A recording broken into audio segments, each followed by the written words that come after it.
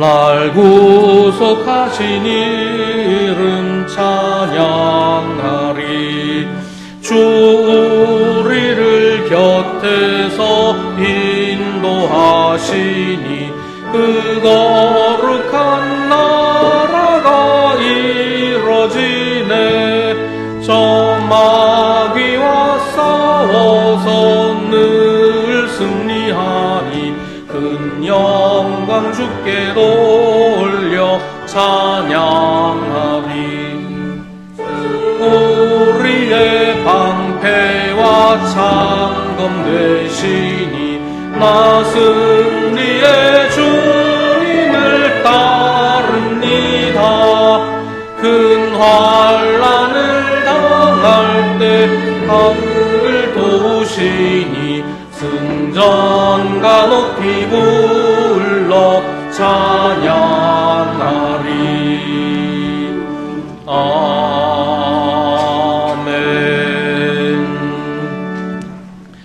누가 주님의 마음을 알았으며 누가 주님의 조언자가 되었습니까? 누가 먼저 무엇을 드렸기에 주님의 담례를 바라겠습니까? 만물이 그에게서 나고 그로 말미암아 있고 그를 위하여 있습니다. 주님께 영광이 세세에 있기를 빕니다. 아멘.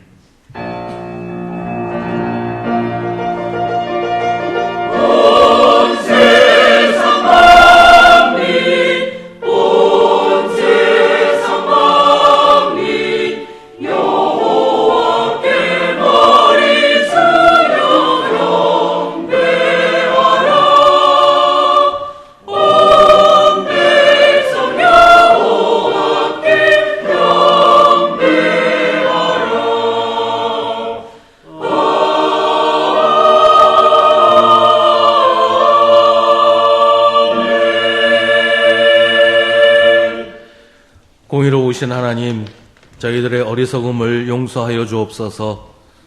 사람이 보지 못하니 하나님도 모르실 거라고 생각하고 많은 잘못과 죄를 저질렀습니다.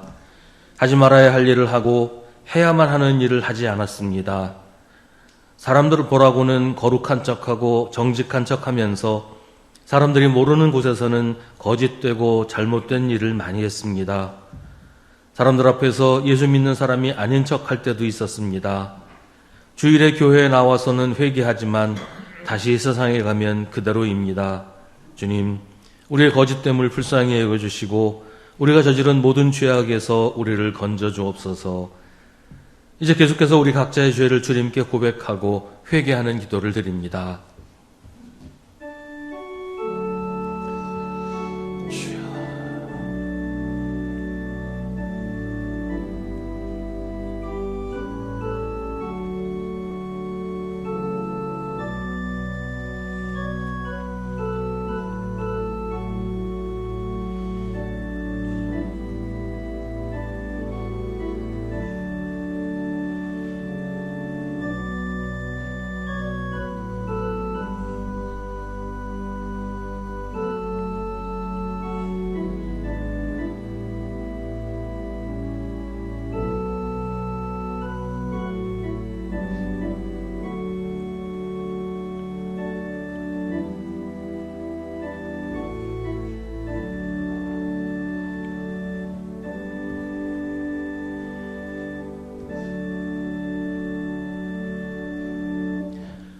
회개하는 우리에게 우리 주님 말씀하십니다.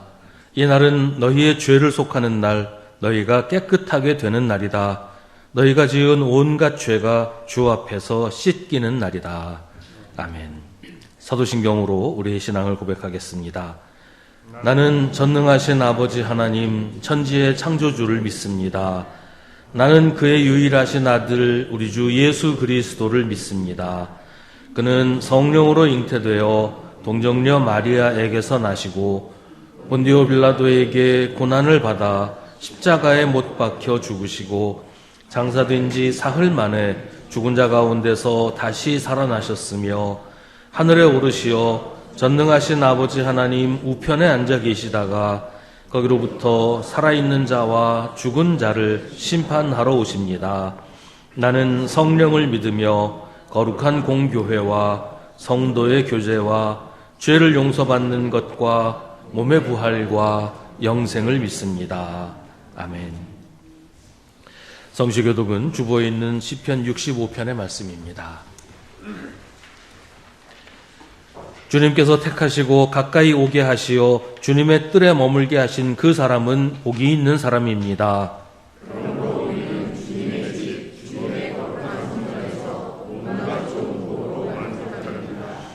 우리를 구원하시는 하나님, 주님께서 그 놀라운 행적으로 정의를 세우시며 우리에게 응답하여 주심으로 땅 끝까지, 먼 바다 끝까지 모든 사람이 주님을 의지합니다.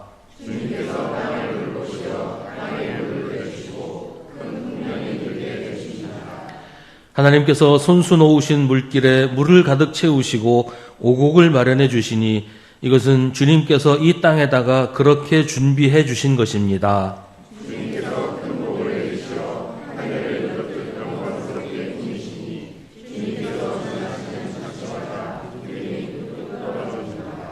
아멘.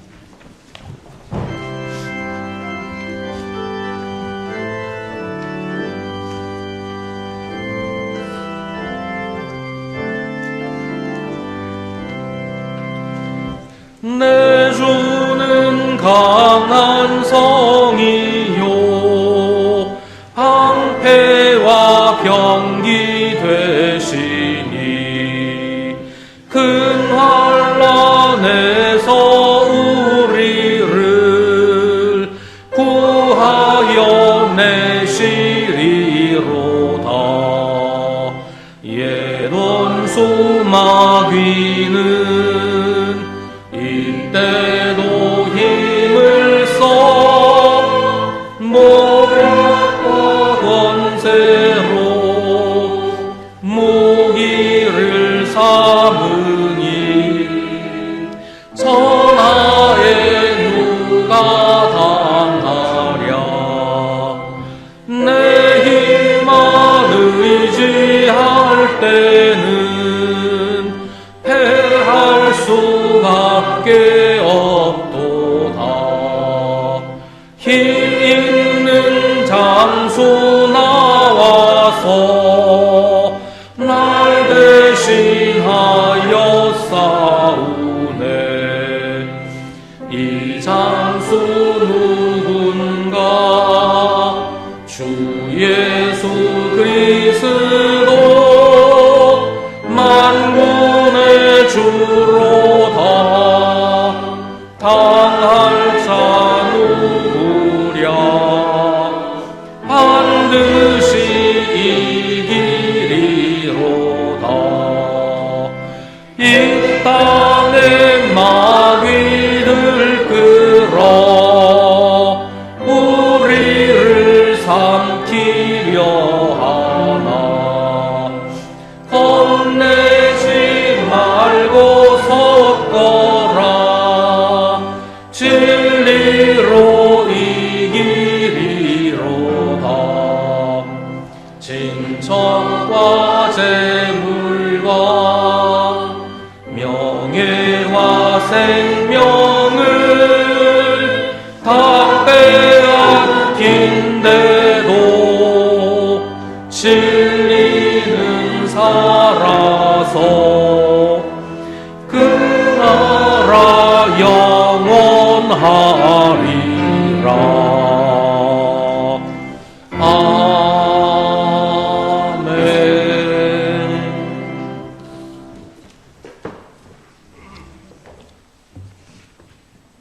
사랑의 하나님 아버지, 은혜를 감사드립니다. 지난 한 주도 저희와 동행하여 주시고 저희를 지켜주셔서 이 시간 주의 전에 모여 예배할 수 있도록 인도하여 주시니 감사드립니다. 무더웠던 여름도 가고 곳곳에 무르익은 열매들이 추수를 기다리는 가을, 하나님의 풍성한 은혜를 날마다 경험하고 천국의 아름다운 열매 되기를 소망합니다. 주님, 지난 한 달간 저희의 삶이 주님의 뜻대로 온전히 살지 못했음을 고백합니다. 세상의 염려와 유혹에 마음을 빼앗기고 주님께 드려야 할 시간을 낭비했던 저희의 연약함을 용서하여 주시옵소서. 아버지, 이 나라가 계속 혼란스럽고 어렵습니다. 하나님을 두려워할 줄 모르는 위정자들의 교만을 꺾으시며 강권적으로 역사하사 여호와를 경외하며 국민들을 사랑하는 자들로 변화시켜 주시옵소서. 하나님 말씀에 귀 기울이며 순종하고 국민과 나라를 사랑하는 지도자가 꼭 될 수 있도록 허락하옵시며 또한 곧 있을 에이펙 정상회담을 위하여 기도합니다.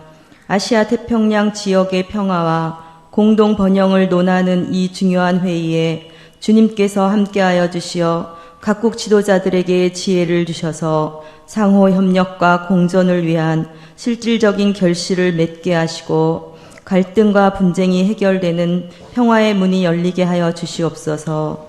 이 회담을 통해 국익과 세계 평화에 기여하는 복된 역사가 이루어지게 하옵소서. 주님, 경제적인 어려움과 질병으로 고통받는 수송의 자녀들을 주께서 붙들어 주시고 영육 간의 강건함으로 회복하게 하시어 주의 전에 함께하여 기쁨의 시간을 갖도록 허락하여 주시옵소서. 하나님, 우리 수원교회를 위하여 기도드립니다. 우리 수원교회가 형식과 전통에 얽매여 복음의 본질을 잃지 않도록 지켜주시고 날마다 새로워지는 교회, 세상의 빛과 소금이 되는 교회로 세워주시고 담임 목사님과 모든 사역자들에게 지혜와 능력을 더하여 주시고 수송 성도들이 한마음 한뜻으로 주님을 섬기며 복음을 전하게 하여 주시옵소서. 이제 담임 목사님, 하나님의 말씀을 전하실 때에 간절히 사모하는 마음으로 들으며 그 말씀이 저의 영혼의 양식이 되며 저희들 인생의 좌표가 되어 좌우로 치우치지 않고 하나님이 원하시고 기뻐하시는 그 길로만 잘 달려가는 저희 모두가 되게 해 주옵소서. 찬양대가 기도와 연습으로 정성껏 준비한 찬양을 기쁘게 흠양하시고 늘 기쁨 중에 하나님을 찬양하는 찬양대원들 되게 하여 주시옵소서. 교회를 사랑하시고 더 큰 하나님의 일을 감당하기 위해서 많은 직분자들을 허락하신 하나님께 감사드립니다. 순종할 때 하나님의 귀한 축복을 받아 누리는 복된 청지기들이 되게 은혜를 베풀어 주시기를 바랍니다. 주님, 이제 곧 시작될 새로운 11월을 소망으로 맞이하게 하시고 남은 한 해의 시간을 계획하고 실천함에 있어 주님의 뜻이 저희의 삶의 중심이 되게 하여 주시기를 바라며 모든 말씀 예수 그리스도 이름으로 기도드립니다. 아멘. 하늘에 계신 우리 아버지, 아버지의 이름을 거룩하게 하시며 아버지의 나라가 오게 하시며 아버지의 뜻이 하늘에서와 같이 땅에서도 이루어지게 하소서. 오늘 우리에게 일용할 양식을 주시고 우리가 우리에게 잘못한 사람을 용서하여 준 것 같이 우리 죄를 용서하여 주시고 우리를 시험에 빠지지 않게 하시고 악에서 구하소서. 나라와 권능과 영광이 영원히 아버지의 것입니다. 아멘.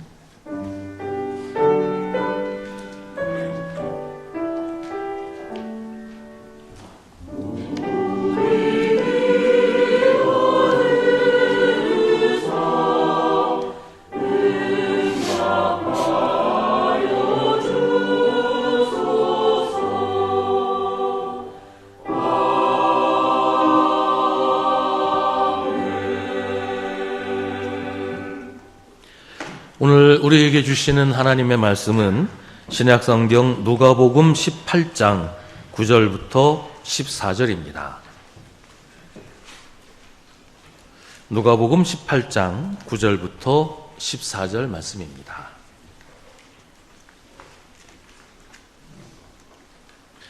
하나님의 말씀을 봉독하겠습니다. 이 말씀을 통해 하나님의 음성을 들으시기 바랍니다. 스스로 의롭다고 확신하고 남을 멸시하는 몇몇 사람에게 예수께서는 이 비유를 말씀하셨다. 두 사람이 기도하러 성전에 올라갔다. 한 사람은 바리새파 사람이고 다른 한 사람은 세리였다. 바리새파 사람은 서서 혼잣말로 이렇게 기도하였다. 하나님 감사합니다. 나는 남의 것을 빼앗는 자나 불의한 자나 간음하는 자와 같은 다른 사람들과 같지 않으며 더구나 이 세리와는 같지 않습니다. 나는 일에 2번씩 금식하고 내 모든 소득의 11조를 바칩니다. 그런데 세일이는 멀찍이 서서 하늘을 우러러볼 엄두도 못 내고 가슴을 치며 아 하나님 이 죄인에게 자비를 베풀어 주십시오 하고 말하였다. 내가 너희에게 말한다. 의롭다는 인정을 받고서 자기 집으로 내려간 사람은 저 바리새파 사람이 아니라 이 세일이다. 누구든지 자기를 높이는 사람은 낮아지고 자기를 낮추는 사람은 높아질 것이다. 아멘. 이것은 하나님의 말씀입니다.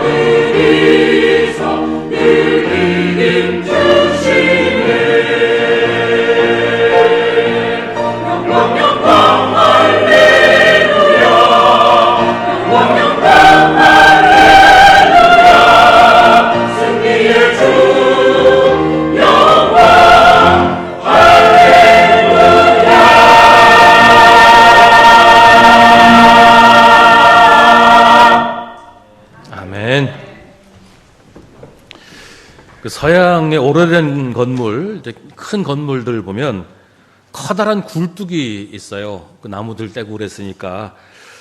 그래서 굴뚝을 이제 청소를 해줘야 됩니다.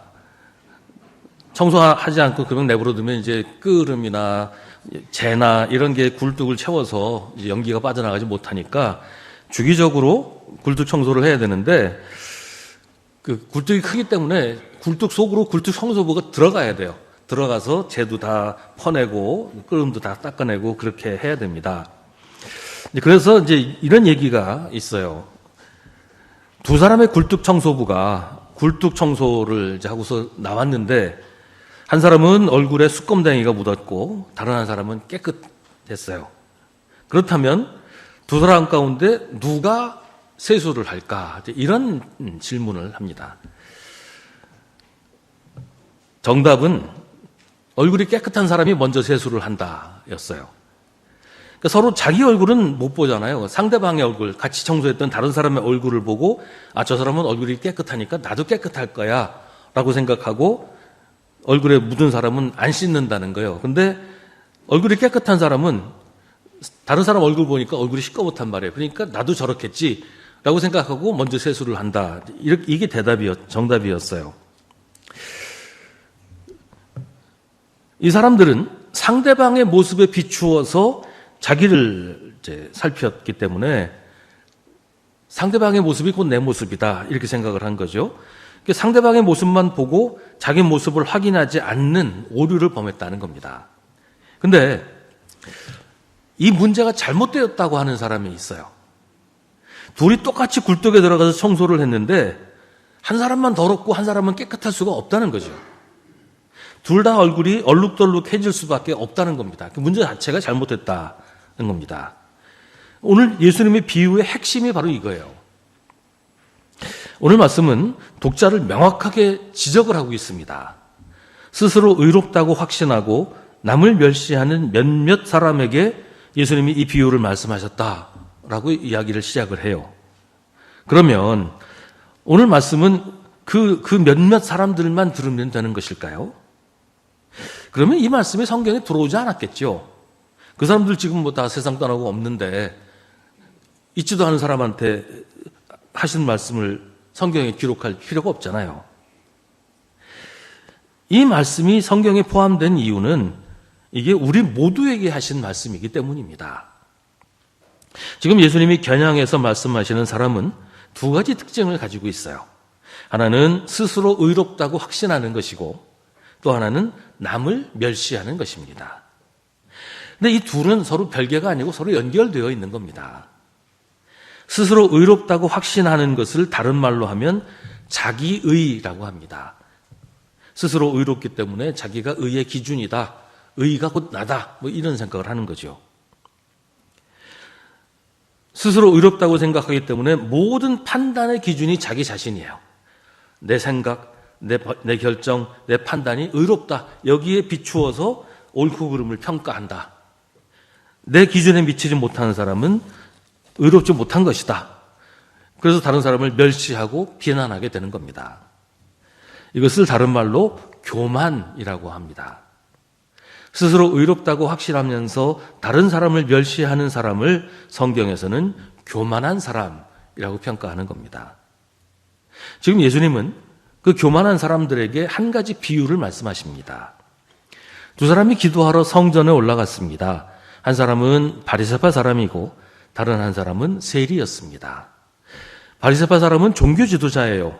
율법을 철저하게 지키고 다른 사람도 자기처럼 율법을 지키도록 감시하고 강요하는 그런 일을 했어요. 바리새파 사람들이 그렇게 다른 사람들을 감시하고 율법을 지키라고 강요했던 이유는 그들의 독특한 교리 때문이었습니다. 바리새파 사람들은 온 이스라엘 백성들이 한 사람도 빠짐없이 단 하루만 율법을 철저하게 지키면, 그러니까 모든 사람이 단 하루만이라도 율법을 어기지 않고 잘 지키면 하나님이 이스라엘을 구원하신다라고 믿었어요. 그러니까 자기들만 지키는 걸 가지고는 안 된다는 거죠. 내가 아무리 열심히 지켜도 다른 사람이 율법을 안 지키면 하나님이 이스라엘을 구원하시지 않을 거니까 이 사람들은 단 하루만이라도 모든 사람이 다 율법을 지키도록 계속 사람들한테 율법 지키라고 얘기하고 율법을 어기나 감시하고 율법을 지키도록 강요를 했던 것이죠. 바리새파 사람들이 예수님이나 예수님의 제자들을 그렇게 졸졸졸 따라다니면서 율법을 어기는가 보자 그러고 율법을 어기면 계속 시비 걸고 그랬던 것도 이런 이유 때문에 그랬어요.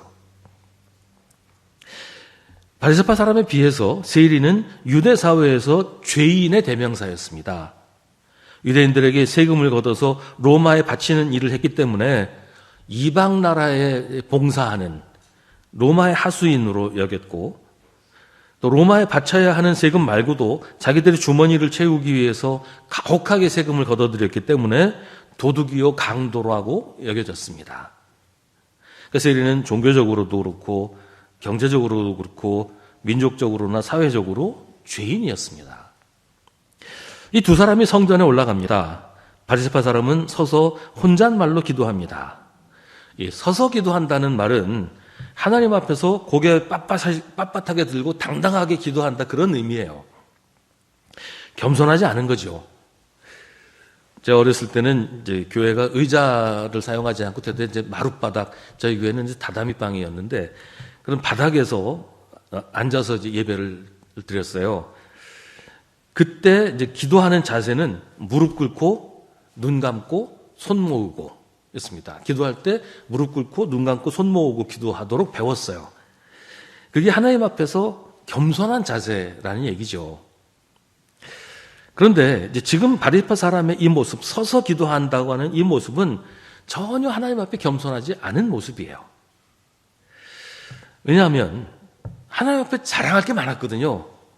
하나님 앞에서 당당하고 나는 하나님 앞에서 이렇게 잘났습니다. 나는 이렇게 훌륭합니다. 이런 마음으로 기도를 하고 있다는 것이죠. 하나님 감사합니다. 나는 남의 것을 빼앗는 자나 불의한 자나 간음하는 자와 같은 다른 사람들과 같지 않으며 더구나 이 세리와는 같지 않습니다. 나는 1회에 2번씩 금식하고 내 모든 소득의 11조를 바칩니다.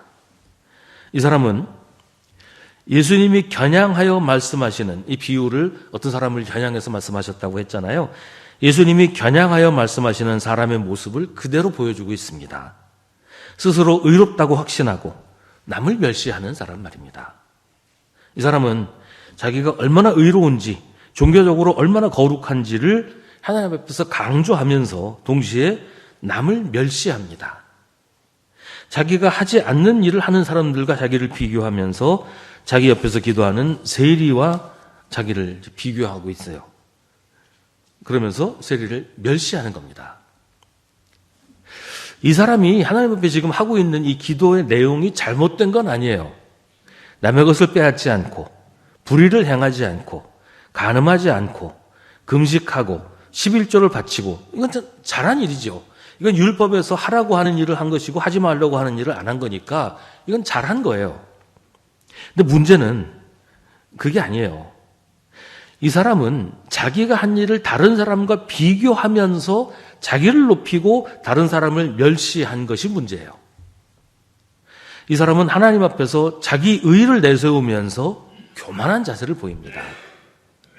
다른 사람과 같지 않다는 것을 자랑하면서 다른 사람을 짓밟아 자기를 높이는 거예요. 아까 굴뚝청소부 얘기를 했는데요.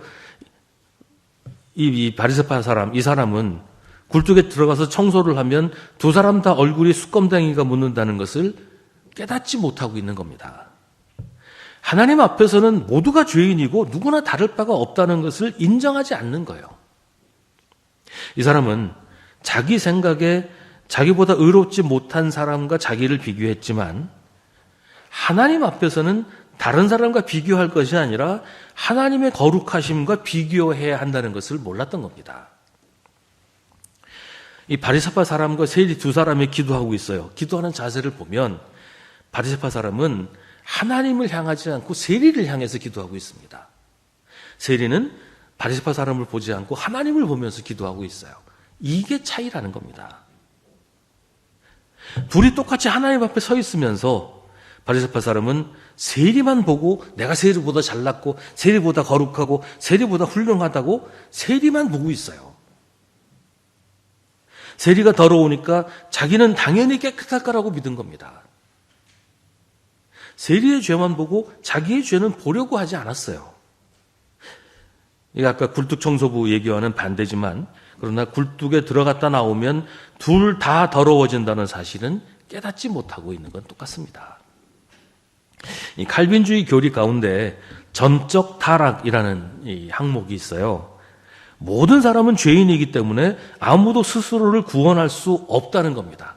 의의가 조금이라도 남아있어서 그 자기 의의를 가지고 자기를 더 낫게 만들든가 자기를 구원하거나 이럴 수 없을 만큼 완전히 타락했다. 전혀 구제의 가능성이 없다. 그런 얘기예요. 하나님 앞에서는 누구도 의롭지 않고 모두가 구제불능의 상태라는 겁니다. 칼빈이 이렇게 말하는 이유가 바로 오늘 비유에 나오는 바리새파 사람 같은 사람들 때문이에요. 특히 그 시대의 로마 가톨릭에서는 사람의 공로로 구원받을 수 있다고 생각했습니다. 고행을 하고 수련을 하고 여러 가지 자기 자신을 괴롭혀서 자기 죄를 씻어내고 의롭게 될 수 있다. 이게 그 시대의 로마 가톨릭의 교리였어요. 종교개혁자들은 그런 주장에 대해서 단호하게 아니라고 말합니다. 모든 사람은 전적으로 타락해서 구원받을 수 없는 죄인이다. 아무도 스스로를 구원할 수 없다. 이게 종교개혁의 내용입니다. 비유에 나오는 바리새파 사람의 문제는 아까 말씀드린 대로 두 가지입니다. 하나는 하나님 앞에서 자기가 의롭다고, 자기가 죄인이라는 사실을 깨닫지 못하고 의롭다고 자기를 내세웠다는 거예요. 자기 의에 사로잡혀서 교만하게 하나님 앞에서 다른 사람을 멸시했다는 겁니다. 칼 바르트라는 신학자는 교만을 신앙인의 가장 큰 죄라고 말합니다. 왜냐하면 교만은 본질적으로 우상 숭배이기 때문입니다. 오늘 비유의 바리새파 사람은 자기 자신을 다른 사람들, 심지어는 하나님보다 높였기 때문에 교만이라는 죄에 빠졌습니다. 그러면서도 자기는 의롭다고 하나님 앞에서 계속 자랑하고 있어요. 이제 두 번째 인물 세리가 등장합니다. 세리는 멀찍이 섰다고 하는데 바리새파 사람에게서 멀리 떨어졌다는 뜻입니다. 바리새파 사람에게 비교당하는 게 싫었을 것이고 자기도 바리새파 사람과 나를 비교하지 않겠다라는 것이지요. 세리야 그 사람하고 자기를 비교할 생각도 하지 않았겠지만 말이죠. 세리는 바리새파 사람처럼 하나님 앞에서 당당하게 고개를 들고 서지 못합니다. 그는 하늘을 우러러볼 엄두도 못 내고 가슴을 치면서 하나님 이 죄인에게 자비를 베풀어 주십시오 라고 말합니다. 세리는 무엇보다 하나님 앞에서 겸손했습니다. 하나님 앞에 자기 자신을 내세울 수 없다는 것을 인정합니다. 왜냐하면 자기가 죄인이라는 사실을 인정하기 때문이에요.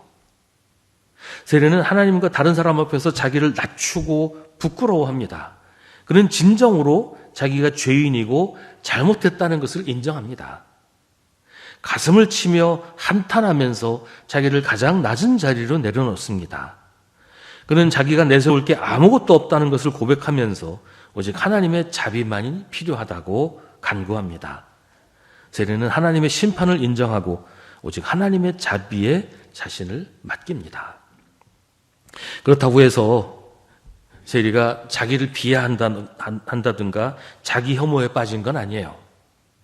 세리가 성전에 올라와서 하나님께 기도하는 것은 하나님이 자기를 용서하시고 자비를 베푸실 것이라는 것을 믿고 기대했기 때문이에요. 이 사람은 하나님께서 자비로우시고 사랑하신다는 것을 알기 때문에 오히려 죄로부터 해방되는 경험을 할 것이라는 소망과 기대를 가지고 있습니다. 내 힘으로는 아무것도 할 수 없지만 그렇기 때문에 하나님이 주시는 해방과 자유를 누릴 수 있다는 겁니다. 자신의 죄와 무력함을 인정하고 하나님께 자비를 구하는 사람은 하나님의 자비를 얻게 될 것입니다. 예수님은 비유의 마무리로 이렇게 선포하십니다. 내가 너희에게 말한다. 의롭다는 인정을 받고서 자기 집으로 내려간 사람은 저 바리새파 사람이 아니라 이 세리다. 누구든지 자기를 높이는 사람은 낮아지고 자기를 낮추는 사람은 높아질 것이다. 하나님 앞에서 교만한 사람은 하나님께서 그를 낮추실 것입니다. 그러나 하나님 앞에서 겸손한 사람은 하나님이 그를 높이실 것입니다. 누가복음 13장 30절은 보아라 꼴찌가 첫째가 될 사람이 있고 첫째가 꼴찌가 될 사람이 있다라고 선포합니다. 우리가 여기서 한 가지 이제 잘 생각해야 될 게 있어요. 회개에 대한 건데요.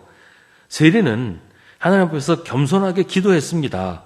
그리고 회개했어요. 그런데 그러고 나서 다시 집으로 돌아가서 똑같은 죄를 반복한다면 그 회개가 진정한 것인가?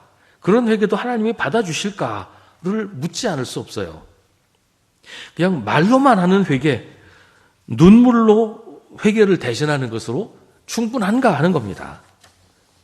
어쩌면 그래서 누가복음은 그 바로 뒤인 19장에서 세리 삭개오의 이야기를 하고 있어요. 예수님의 비유에 나오는 세리는 비유의 등장인물이지만 삭개오는 실제로 세리였던 사람이에요. 성경은 삭개오를 통해서 회개가 무엇인지를 설명해 주고 있습니다. 삭개오가 예수님을 만나고 예수님이 삭개오의 집에 묵겠다고 하시자 삭개오는 누가 시키지도 않았는데 주님 보십시오. 내 소유의 절반을 가난한 사람들에게 주겠습니다. 또 내가 누구에게서 강제로 빼앗은 것이 있다면 4배로 하여 갚아주겠습니다. 라고 약속합니다. 이게 회개의 열매예요. 진정하게 회개하면 이런 열매를 맺게 된다는 거예요. 그러니까 말로만 하고 끝나는 회개는 진정한 회개가 아니라는 것이죠. 오늘 예수님의 비유에는 두 사람이 등장합니다. 바리새파 사람과 세리입니다. 그런데 우리 안에는 이 두 사람이 다 들어있어요. 우리가 때로는 바리새파 사람이고 또 때로는 세리죠. 우리가 뭔가 큰 성취를 이루고 남들이 하지 못하는 일을 했을 때 우리는 바리새파 사람이 됩니다. 사람들한테 자랑하고 싶어하고 인정받고 싶어하고 칭찬받기를 원하게 돼요. 그러면서 마음 한편에 나처럼 하지 못하는 사람을 얕보게 되고 무시하게 되고 그래서 교만해지게 되는 거예요. 근데 이런 마음이 하나님 앞에서도 꺾이질 않아요. 하나님, 이거 내가 했어요. 내가 한 겁니다. 내가 이렇게 잘했습니다. 하나님이 하시지 않았어도 내가 얼마든지 할 수 있잖아요. 하나님 앞에서조차 교만해지게 돼요. 말은 아유 하나님이 다 하셨어요라고 하는데 마음속에는 그걸 인정하지 않아. 이거 내가 한 거지. 내가 한 건데. 나의 공을 하나님께 뺏기기 싫은 마음이 생기는 거예요. 그래서 사람들이 나를 인정해 주지 않으면 섭섭하고 화가 나요. 사람에게 보상을 받지 못하면 하나님을 원망합니다. 그런 경우도 있잖아요. 목사님이 교회에서 목회를 잘해서 교회가 크게 성장하고 크게 부흥하고 그때 목사가 빠지기 쉬운 함정이 이 교만이에요. 이게 내 공로다. 내가 잘해서 이렇게 됐다. 그러면서 그 공로를 다 자기가 차지하려고 해요. 교회에서 주인 행사를 하고 교회에서 예수님 노릇을 하고 그리고 교회를 아들한테 불려주죠. 예수님이 받으셔야 할 영광을 자기가 차지하고 예수님이 받으셔야 할 대접을 자기가 받는단 말이죠. C.S. 루이스라는 영국의 기독교 작가가 신앙의 함정 8가지라는 이야기를 한 적이 있어요. 첫째, 신앙생활을 한다는 이유로 자신이 선한 사람이라고 생각한다. 둘째, 신앙이 깊어질수록 주변 사람들에게 무의식적으로 우월감을 느낀다. 셋째, 자신의 잘못을 인정하지 않고 항상 타인의 탓으로 돌린다. 넷째, 교만한 사람을 보면 화가 나고 자신은 겸손하다고 여긴다. 다섯째, 다른 사람의 부족함을 쉽게 판단하며 자신이 더 낫다고 생각한다. 여섯째, 부족한 사람을 쉽게 정죄하며 그들을 돌보려 하지 않는다. 일곱째, 외적인 신앙 표현에 집중하며 내면의 깊이를 간과한다. 여덟째, 작은 성취에도 스스로 대단하다고 여기며 교만해진다. 그러니까 오늘 말씀에 나오는 바리새파 사람들의 전형적인 모습이죠. 근데 이 얘기를 들으시면서 내가 그런데 혹시 그런 생각은 안 드세요? 그런가 하면 때로 우리가 뭘 잘못하고 실패를 하고 실수를 했을 때 내 잘못으로 교회에 어려움이 생겼을 때 우리는 의기소침하고 낙심하게 되지요. 아이고 내가 잘못해서 그래. 내가 못나서 그래. 내가 이 모양이야.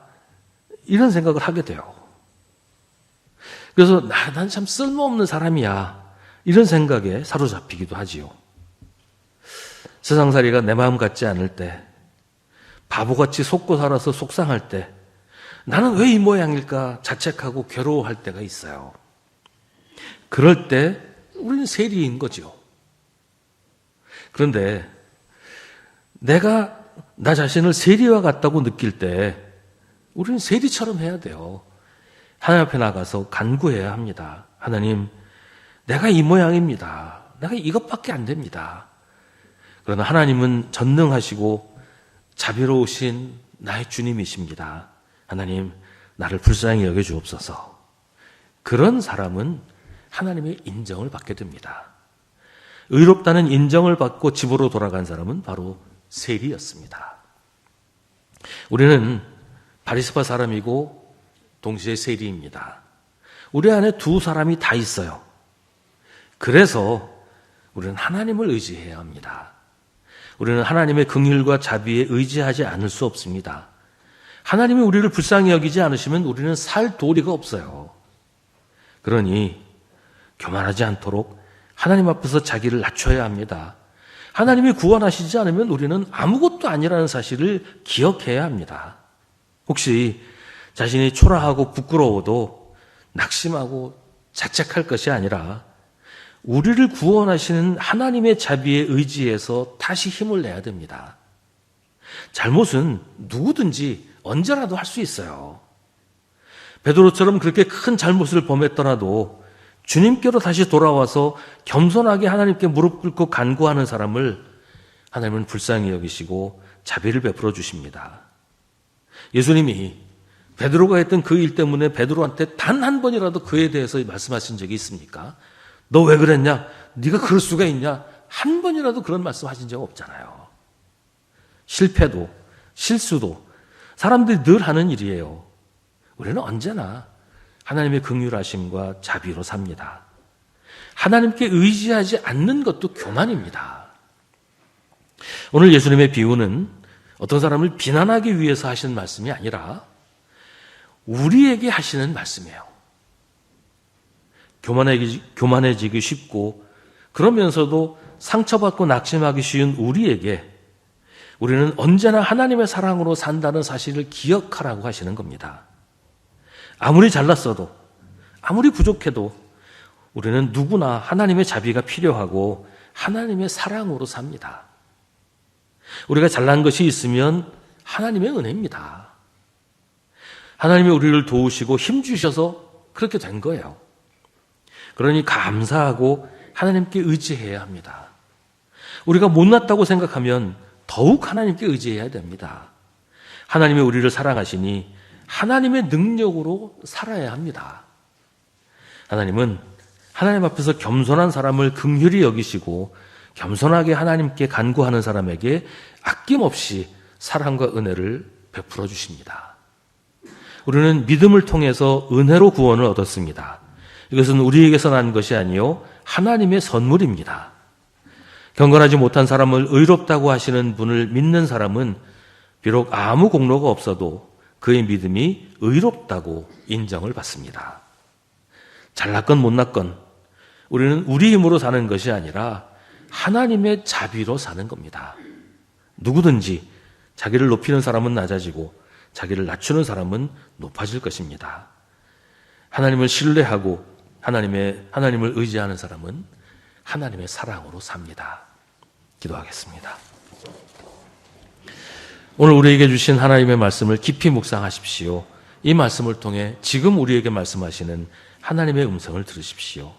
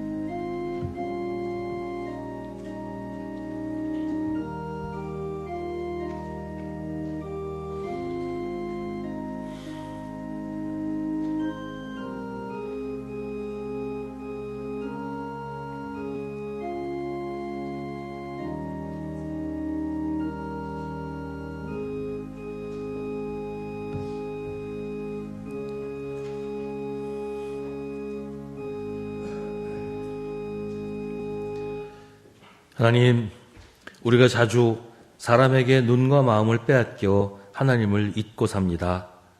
어떤 때는 하나님 없이도 살 수 있다고 착각하기도 합니다. 지금 내가 사는 것이 하나님의 은혜라는 사실을 잊어버리고 내가 잘나서 내 힘으로 산다고 생각하기도 합니다. 하나님의 은혜를 잊어버리고 낙심하고 위축되기도 합니다. 주님, 저희 어리석음을 용서하여 주옵소서. 주님 앞에 설 수 없는 죄인이 주님의 놀라우신 은혜로 용서받고 하나님의 자녀가 되었다는 사실을 잊지 말게 하시고 그 믿음으로 살게 하여 주옵소서. 우리 삶으로 주님의 증인이 되게 하여 주옵소서. 예수님의 이름으로 기도하옵나이다. 아멘.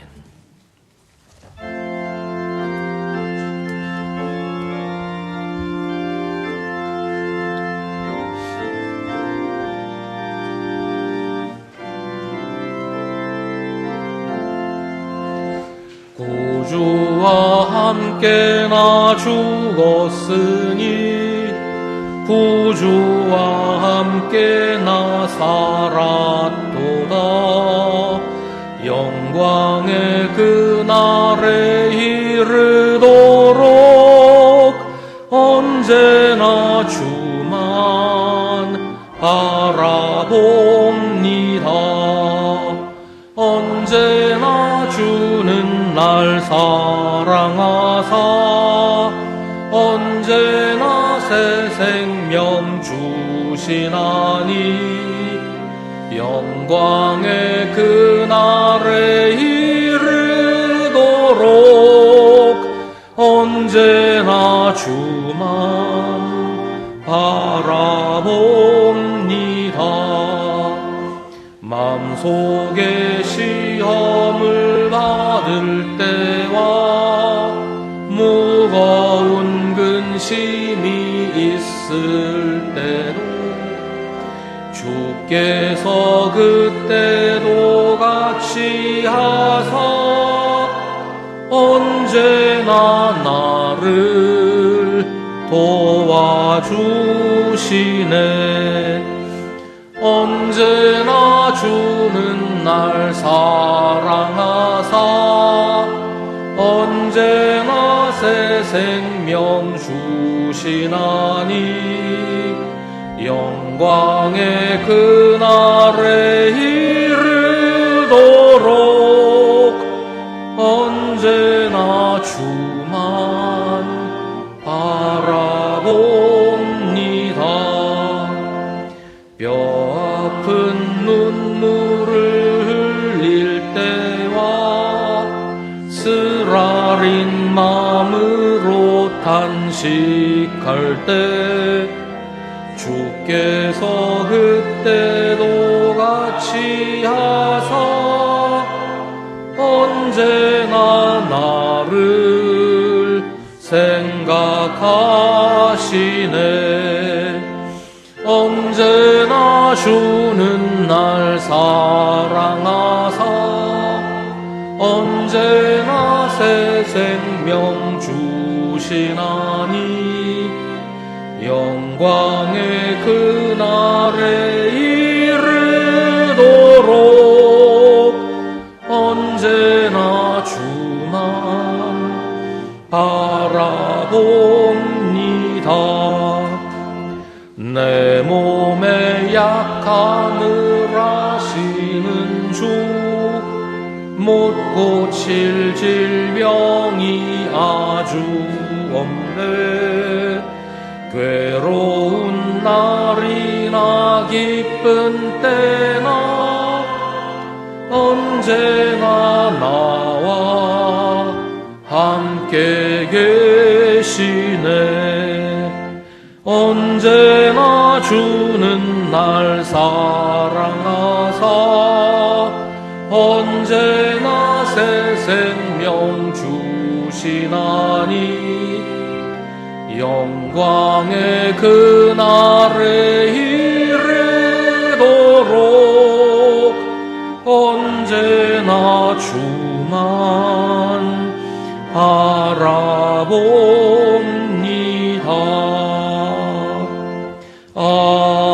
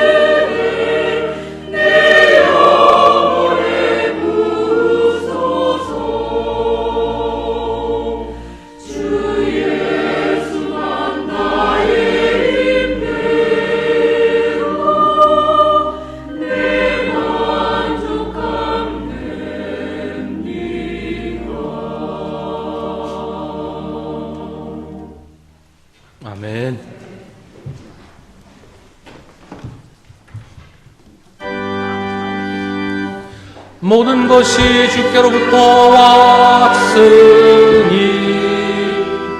이 예물을 주께 바치나이다.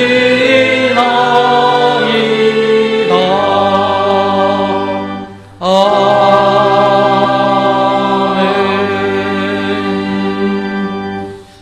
주님, 종교개혁 주일을 맞이하며 주님 앞에서 예배드립니다. 낡은 것을 새롭게 하시고 묵은 것을 신선하게 하시는 주님의 은혜를 사모합니다.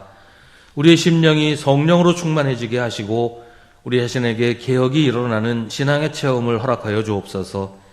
아닌 것은 망설임 없이 아니요라고 하고 옳은 것은 지체하지 않고 예라고 할 수 있는 믿음을 주셔서 위기에 처한 한국교회를 다시 굳건하게 세울 수 있는 은혜를 주옵소서. 오늘날에도 교회는 개혁되고 복음은 살아서 역사하는 일이 우리 가운데 우리로 말미암아 구체적으로 일어나게 하여 주옵소서. 주님, 우리의 정성과 믿음을 예물에 담아 드리오니 받아주시옵소서. 예물을 드릴 때 성령께서 우리의 마음을 어루만져 주시고 주님께서 손수 우리의 삶을 주관하시는 은총의 섭리가 있게 하시며 세상이 주지도 못하고 빼앗아가지도 못하는 하늘의 기쁨을 누리게 하여 주옵소서. 어려울수록 기도하게 하시고 힘들수록 주님을 더욱 굳게 믿으며 급한 일이 생기면 성도 간의 사랑으로 기적을 만들어가게 하옵소서. 우리의 삶이 날마다 주님과 동행하게 하시며 주님의 은혜로 어려운 날들이 아니라 행복한 날들이 만들어지게 하여 주옵소서. 예수님의 이름으로 기도하옵나이다. 아멘.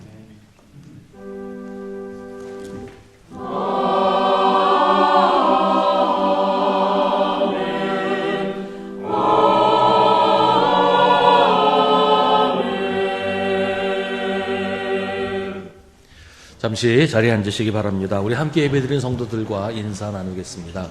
주님의 이름으로 문안하시고 인사하십시다. 매일 저녁 9시에 교회를 위해서 기도하실 때 이번 한 주간은 종교개혁의 정신을 지켜가는 교회가 되도록 함께 기도하시기를 바랍니다. 오늘은 종교개혁 주일입니다. 바른 교회와 바른 신앙을 회복하기 위해 끊임없이 갱신하고 개혁하는 교회가 되도록 기도하시기를 바랍니다. 11월 성경 읽기표가 나왔습니다. 1년 1독 성경 읽기에 우리 모두 참여하시기를 바랍니다. 예배 후에 교구별 모임을 합니다. 1시 30분부터는 당회실에서 2026년을 위한 정책당회를 합니다. 수송 작은 도서관 주관으로 AI로 동화 만들기 특강을 합니다. 1시 30분부터 카페에서 진행합니다. 우리 관심 가지고 많이 참여하시기 바랍니다. 이번 주 수요기도회는 소망교구가 주관하는 구역연합 예배입니다. 소망교구는 물론이고 다른 교구에서도 우리 한 달에 한 번 하는 구역연합 예배에 다 힘내서 많이 참석하시기를 바랍니다. 다음 주 오후 성경 공부 후에는 11월 정기재직회가 모입니다.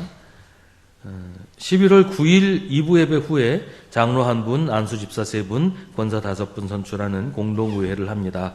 우리 기도하심으로 준비하셨다가 선거에 참여하시기 바랍니다. 11월 2일 주일 공동식사는 사랑교구에서 준비합니다. 11월 16일 주일 공동식사는 충성교구에서 준비합니다. 정영기 장로님, 이수덕 권사님, 우리 고정찬모 장로님 추모해서 강단 장식 봉헌하셨습니다. 이 시간 우리 함께 중보의 기도를 드리겠습니다. 오늘은 우리 한국교회를 위해서 함께 기도하겠습니다.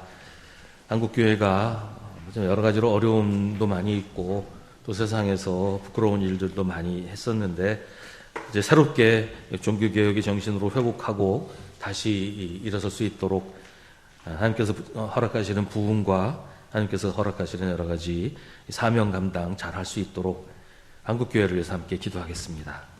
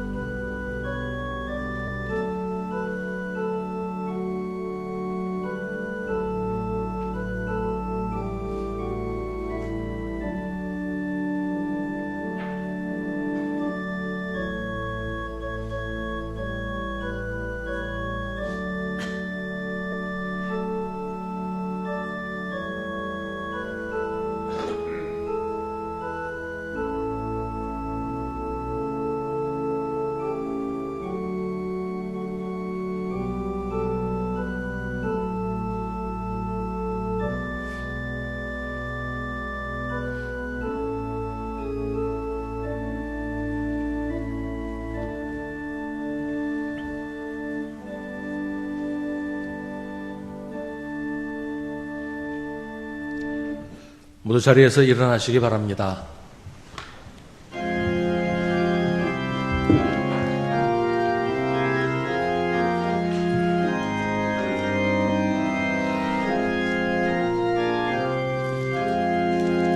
어느 민족 누구게나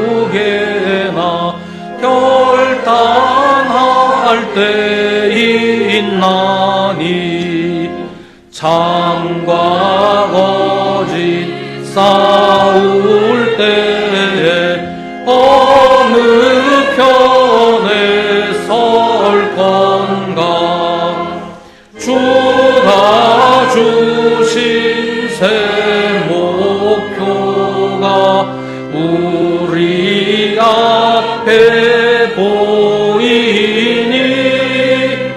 빛과 어둠 사이에서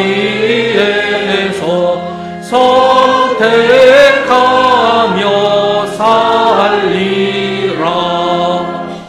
고상하고 아름답다 진리 편에 서는 일 진리 위해 억압받고 명예 이기러도 비겁한 자 물러서나 용감한 자 굳세게 낙심한 자 돌아오는 그날까지 서리라. 순교자의 빛을 따라 주의 뒤를 쫓아서 십자가를 등에 지고 암만 향해 가리라. 새 시대는 새 사명을 우리에게 주나니 진리 따라 사는 자는 전진하리 언제나. 악이 비로소하여 진리 더욱 강하다. 진리 위하라 살아갈 때 어려움도 당하리. 우리 가는 그 앞길에 어두운 장막 덮쳐도 하나님이 함께 계셔 항상 지켜 주시리. 아멘.